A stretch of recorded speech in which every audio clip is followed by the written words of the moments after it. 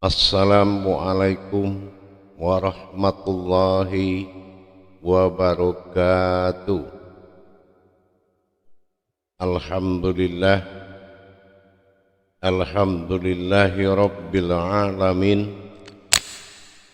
Assalatu wassalamu ala asrafil anbiya'i wal mursalin, sayyidina wa maulana Muhammadin.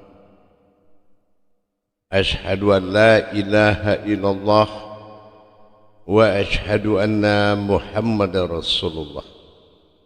Allahumma sholli ala sayyidina Muhammadun musyabihil wal ikram, ya wal jalil wal ikram, wa tahirin wal mujahidina, amma ba'du, ibadallah wa ittaqullah. Alhamdulillah, puji syukur kita kehadirat Allah dengan segala rahmah dan hidayahnya, serta dengan izin dan ridhonya kita dapat meningkatkan iman dan takwa kita kepada Allah Subhanahu wa ta'ala dengan sebenar-benar takwa. Bertalabul ilmi adalah kewajiban yang mutlak bagi setiap yang mengaku muslim di hadapan Allah.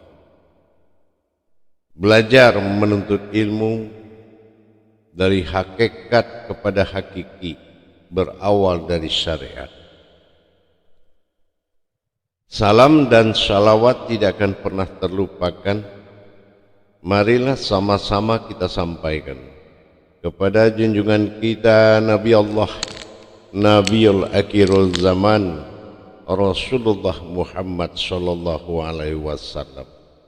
Atasnya kalimahnya kita kalamkan bersama-sama dengan membacakan Allahumma sholli ala sayyidina Muhammad wa ala alihi sayyidina Muhammad. Alhamdulillah, bertemu lagi dengan saya Guru Mursyid Syekh Nur Muhammad Buya Irwan Maulana Al-Khalidi, Pasaman, Sumatera Barat, Indonesia. Tentunya dalam makom majelis zikir ma'rifatullah dalam naungan Yayasan Islam Hidayatul Mubarakah Indonesia, terutama dalam wadah syiar yang kita banggakan, Kupas Tuntas bersama YouTube Buya Pasaman Timur dalam makom tauhid. Alhamdulillah, insya Allah dengan berbagi wawasan dan ilmu pengetahuan, mudah-mudahan bermanfaat untuk kita bersama. Insya Allah pada waktu dan kesempatan ini saya akan berbagi ilmu dan wawasan demi meningkatkan iman dan takwa kita kepada Allah, yaitu tentang bagaimana yang dikatakan wahid dan ahad dalam sifat tunggal dan atau ketunggalan Allah sebagai Tuhan dari sekalian alam dan makhluknya. Berbicara kita tentang sifat esa'a, keesaan bagi Allah Tuhan adalah tunggal. Istilah tunggal dalam tasawuf, dalam tauhid dikenal dengan dua perkara. Ada tunggal pada hakiki, ada tunggal pada hakikat. Mana yang dikatakan tunggal pada hakiki, itu yang disebut dengan wahid. Sementara tunggal pada hakikat disebut dengan ahad. Atau dalam makom ibadah dikenal dengan ba'dal dan aftar. Ba'dal adalah ketunggalan hakiki, sementara aftar adalah ketunggalan hakikat. Persoalan dari perwujudan ketuhanan dan Tuhan ini membawa sebuah perjalanan. Kapan saatnya masa ahad itu berlaku dan kapan saatnya masa wahid itu berlaku, atau ba'dal atau aftar. Ini yang dikatakan amal dan ibadah. Amalahu bil ibadihi. Dikatakan amal dan ibadah al-wahidun al-ibadihi fil ahadun. Sifat wahid ini tempat beribadahnya sifat ahad. Ahad sifat aftar yang nyata bisa dipandang zahiru robi. Ini sifat aftar atau dikatakan ahad. Awal daripada ahad adalah sekutu bagi Tuhan. Tetapi persoalan sekutu ini adalah persoalan dari dirinya sendiri, kehumatan pada dirinya, ketuhanan pada dirinya, dan dirinya yang berkodrat Tuhan dan umat. Ini adalah sifat ahad baginya. Atau dalam Al-Quran kita sering melihat persoalan Tuhan Allah dalam makom 3 perkara. Ini namanya ahad. Kodratnya adalah basmalah, yang mana basmalah ini berdirinya alif, lam dan mim. Disebut dengan satu kodrat, Allahu alam. Itulah aku yang berkodrat alam. Alif, lam, lam, ha. Adanya aku pada alam zahir dan batin dengan af'alku, menandakan aku af'al hidup. Dan dikala kapan masa wahid itu berlaku? Masa wahid ini adalah masa tunggal yang hakiki. Kalau ahad itu yang hakikat. Masa wahid yang hakiki adalah Allahudun wal Muhammadun. Artinya semua sudah tenggelam dalam batin. Allahnya kodratnya batin, Muhammadnya kodratnya batin. Artinya kodrat itu sudah lenyap dalam pandangan zahir. Bukan dia tidak terlihat, tetapi kodratnya sudah berkodrat batin. Zahir wal batinu. Zahir itu adalah penampakan daripada yang batin. Beda dengan zahirul Rabbi. Zahirul Rabbi nyata aku pada zatku, berwujud aku pada nurku, maka adanya aku pada batin.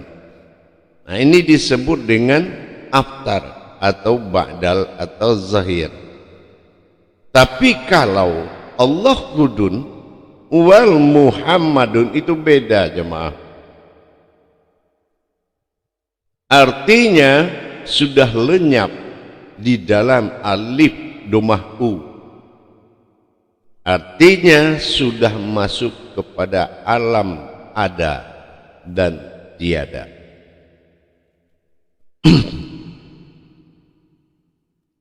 Ini kita dapati dalam perbuatan niat di dalam melakukan sebuah ibadah, yaitu sholat,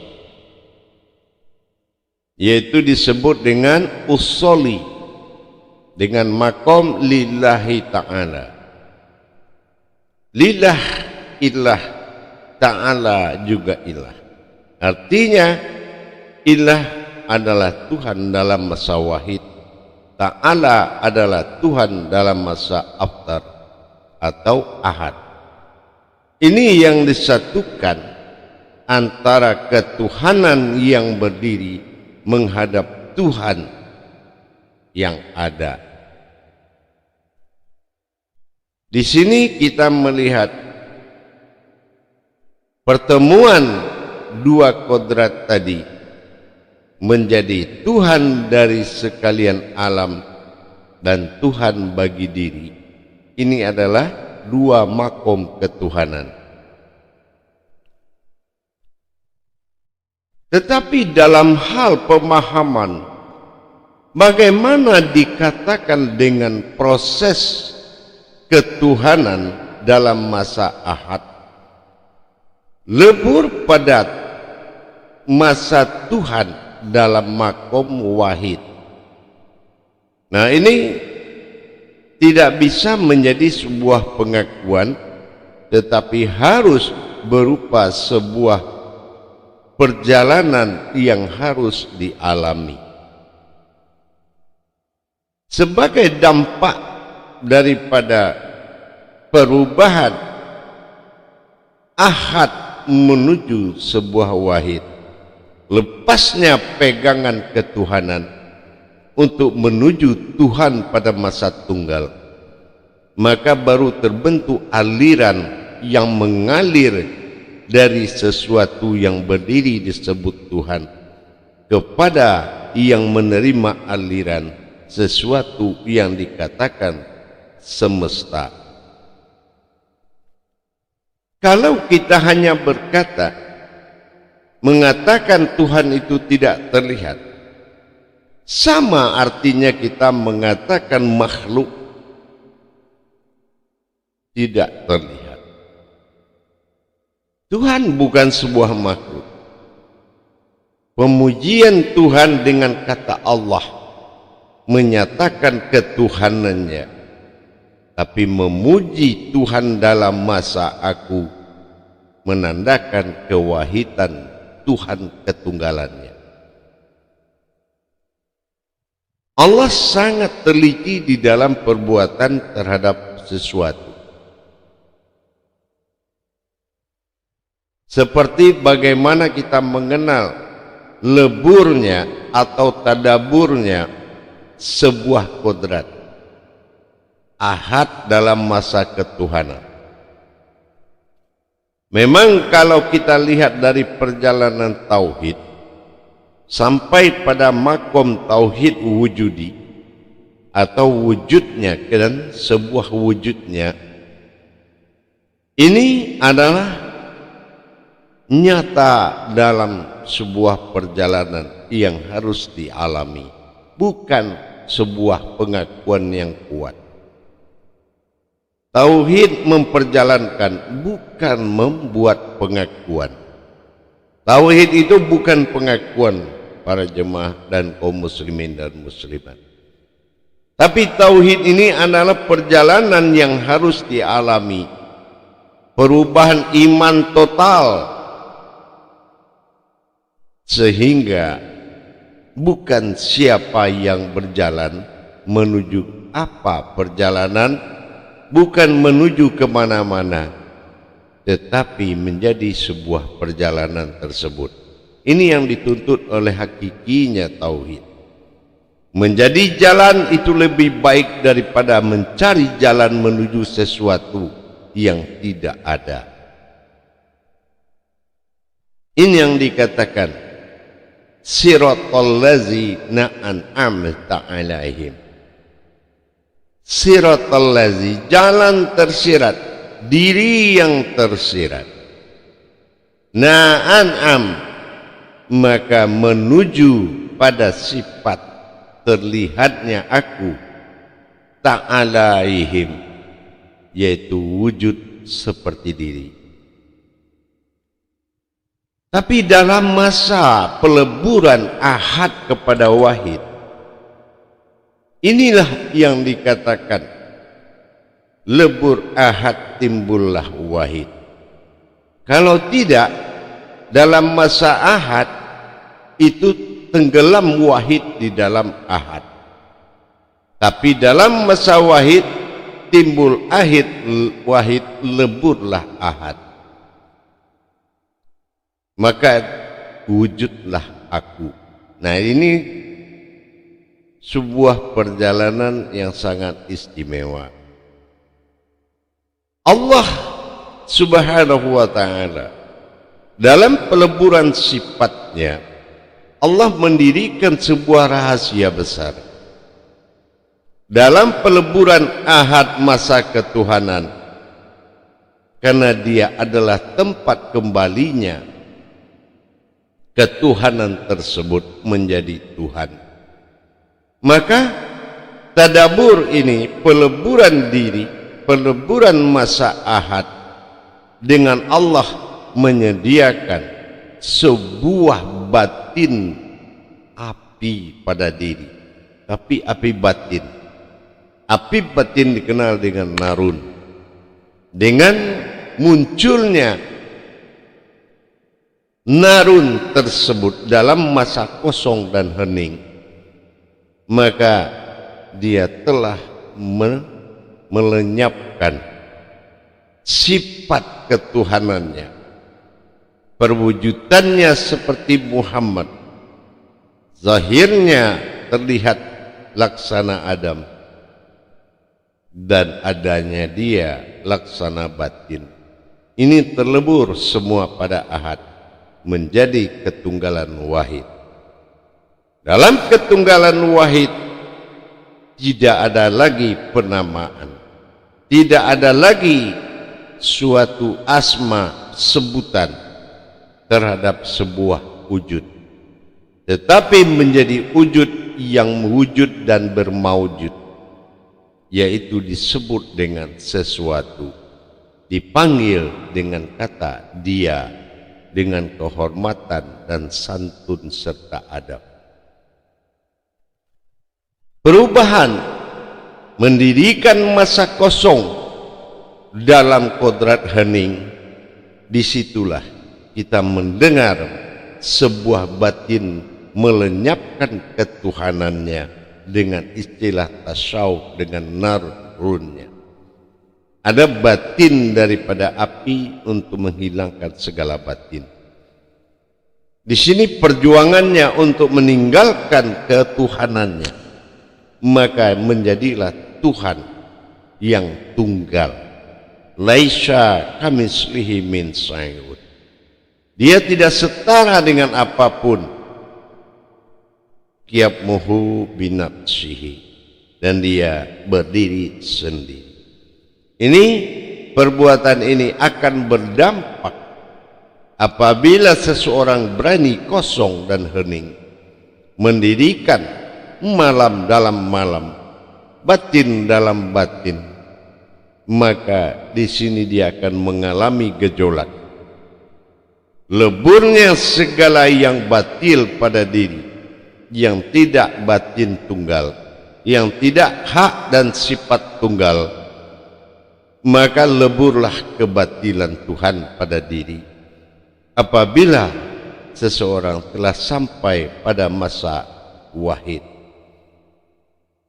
Hal ini sangat bermanfaat bagi kita sebagai wujud dari Allah, sebagai wujud dari Tuhan, untuk menjadi Rabb pada sekalian alam.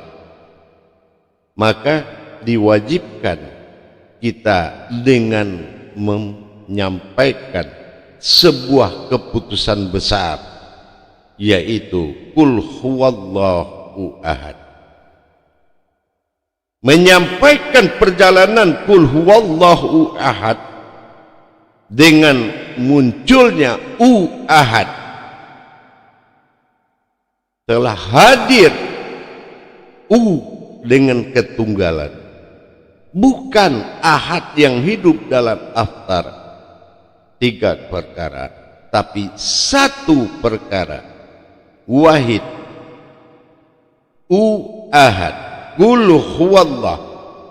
Katakanlah, kata ini bukan untuk diucapkan, tetapi dilihat ucapan itu dalam perubahan kodrat ahad kepada wahid. Dituntut keyakinan, bukan hanya mengandalkan kepercayaan, tetapi telah mendirikan keyakinan mutlak bahwasannya kul huwallahu ahad, alif dumau sir, disinilah lenyap segala pandangan, lenyap segala perkataan, lenyap segala sifat, lenyap segala tingkah. Yang ada hanya ada wujud sir, alif dumah disinilah datangnya wahid. Kalau di dalam masa ahad kita sering mendengar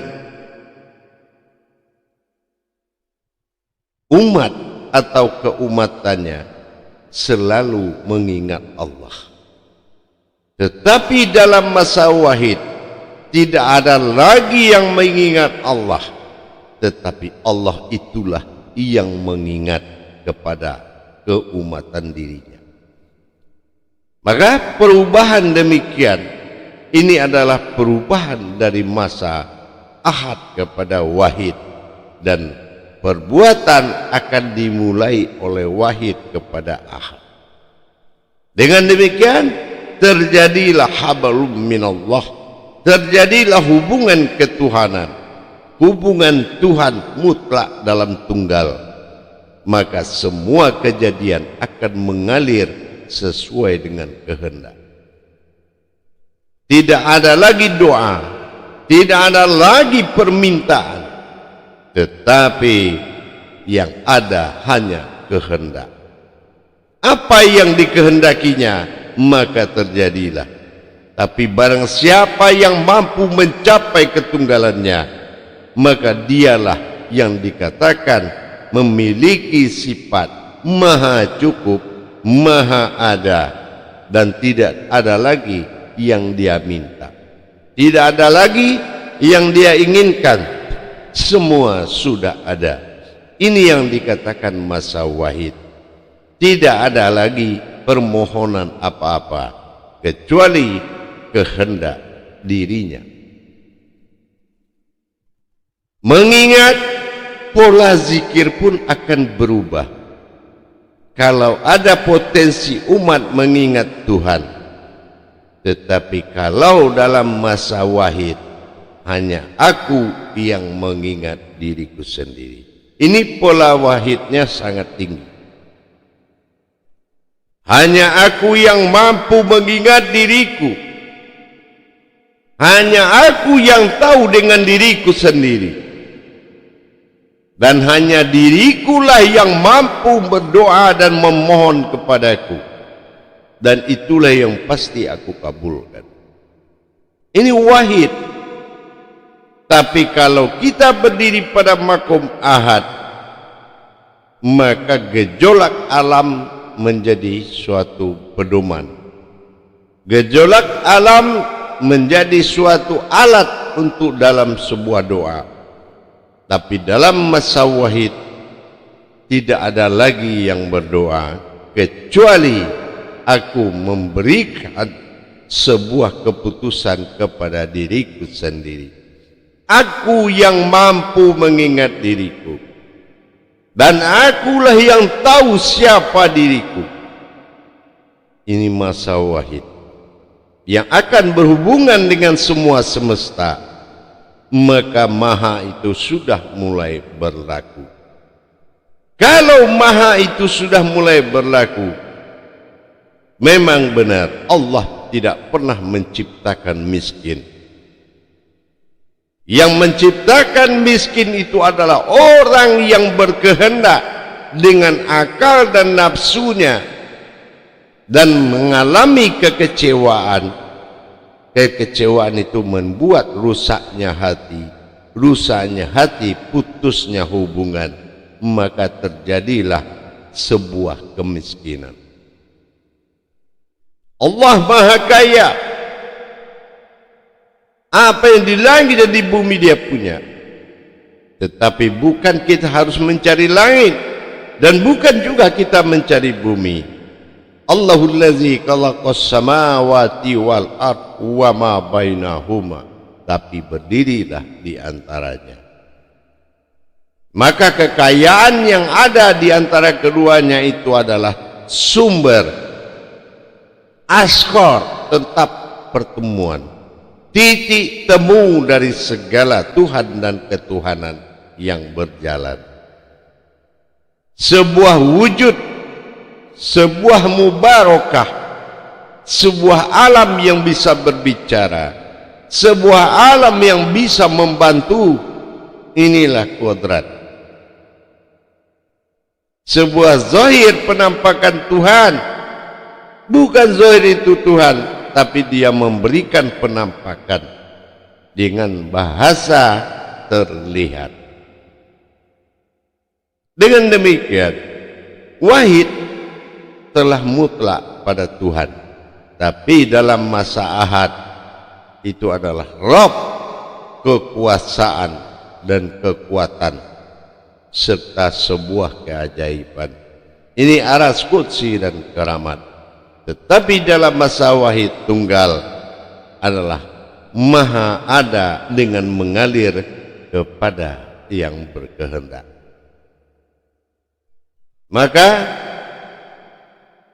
jelas sudah, kalau dalam masa ahad akan Dia hilangkan pengakuan ketuhanan dan keumatan, melainkan pengakuan dirinya sendiri kepada Dia.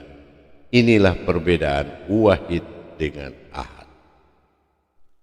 Dan ini menjadi suatu dawaman bagi wali-wali Allah di dalam mempertahankan Tuhan pada diri, dan diri adalah wujud daripada Tuhan. Mempertahankan itu dengan menggugurkan ketuhanan untuk mencapai Tuhan, dan Tuhan adalah sembahan dari semesta. Manusia adalah askor, wujud yang dilalui oleh penyembahan yang disembah. Inilah yang dikatakan wa ma bainahuma. Tetapi kalau kita berpihak kepada salah satu, maka kita akan mengalami gejolak. Gejolak Tuhan adalah dasar kekuatan diri. Gejolak umat dasar iman sebuah diri. Tapi kalau berada di antaranya, sesungguhnya imanullah, iman Tuhan, iman kepada Allah adalah menjadi wujud itu sendiri. Tidak perlu lagi kita mencari jalan, tapi menjadilah sebuah jalan, tempat umat membutuhkan Tuhan. Inilah yang dikatakan dengan wujudullah. Alhamdulillah, para hadirin, para jemaah, para kaum muslimin dan muslimat dimanapun berada, perlu kita sikapi dari hasil tausiah ini, yaitu menggugurkan kebatilan diri dari haknya Allah, Tuhan yang Maha Esa. Allahu wal haqq la batila. Tuhan itu adalah yang hak, maha benar dari salah dan kesalahan. Maka gugurkanlah kesalahan itu dengan mendirikan sebuah batin narun, yang mana binasalah yang batil, berdirilah yang hak.